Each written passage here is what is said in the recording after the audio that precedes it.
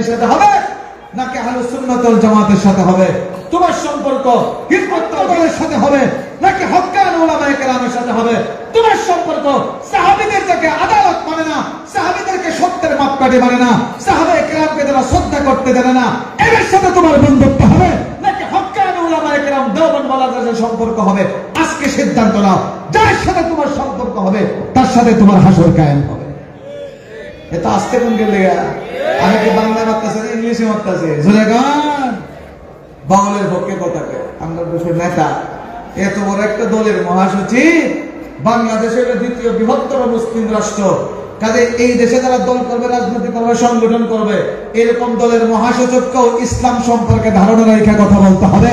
যে ব্যক্তি ইসলাম সম্পর্কে জানে না, আকীদা সম্পর্কে জানে না, কোরআন সুন্নাহ সম্পর্কে জানে না, ইসলামী শরীয়ত সম্পর্কে ধারণা নাই, এমন ব্যক্তিকে কোনো বড় দলের মহাসচিব করা কিছুতেই দলের জন্য উচিত হবে না। যারা বানাবে এই দলের ভরাডুবি হবে, ভরাডুবি হবে, ভরাডুবি হবে। يوم يعض الظالم على يديه يقول يا ليتني اتخذت مع الرسول سبيلا يا ويلتى ليتني لم اتخذ فلانا خليلا لقد اضلني عن الذكر بعد اذ جاءني وكان الشيطان للانسان خذولا আল্লাহ পাক রব্বুল আলামিন বলেন, যেদিন কিয়ামতের কঠিন, এর আগে আরো আয়াত আছে, কিয়ামত যেদিন কায়েম হবে, আসমান থেকে দলে দলে ফেরেশতারা আল্লাহ নামাইতে থাকবেন, সুবহানাল্লাহ।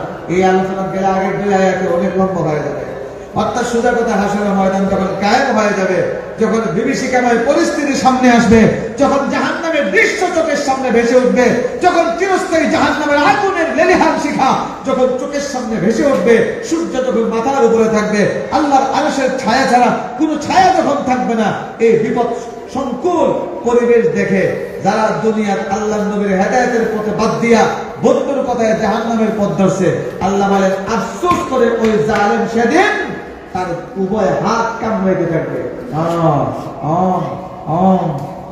এক হাত আল্লাহ দুনো হাত কামড়ে, আমার কি করলাম রে, করেনি মানুষ এটা, আমার কি করলাম রে, কে লেগে আমার বন্ধুর কথায় রসুলের যে পথ আমার দেখাইছিল, রসুলের পথটাকে আমি কেন ধরে রাখলাম না, রসুলের পথটাকে কেন আঁকড়ে ধরলাম না, বন্ধুর কথায় কেন আমি রসুলের পথটাকে ছাড়লাম, যদি আমি মুহাম্মদের পথ ত্যাগ না করে করতাম তাহলে আজকে চিরস্থায়ী জাহান্নাম আমার ঠিকানা হতো না।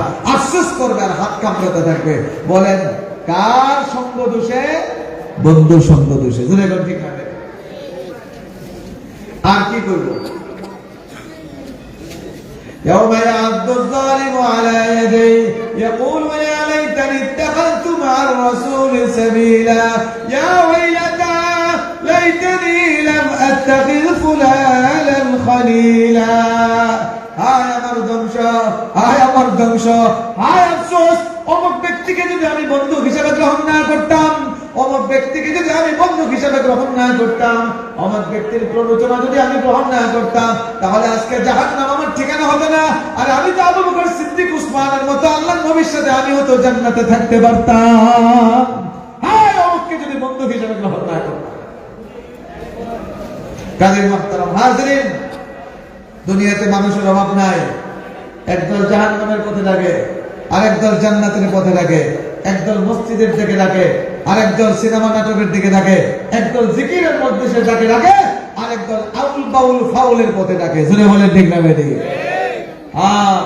এখন তোমাকে সিদ্ধান্ত নিতে হবে, পরকালে যদি আল্লাহর আযাব থেকে বাঁচতে চাও, উলামায়ে কেরামকে বন্ধু হিসেবে গ্রহণ করো, আলিম উলামা হাফেজদেরকে বন্ধু হিসেবে নিবা, কোরআনের মজলিসকে বন্ধু হিসেবে নিবা, মসজিদ মাদ্রাসার সাথে সম্পর্ক কায়েম করবা নাকি নাস্তিক মার্কার বাউলের সাথে সম্পর্ক করবা, সিদ্ধান্ত নাও।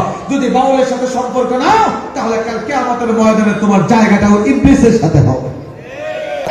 বলেন আমাদের ভ্রান্ত আকীদার সাথে সম্পর্ক হবে নাকি হক্কানি আলেমদের সাথে? আওয়াজ করে বলেন।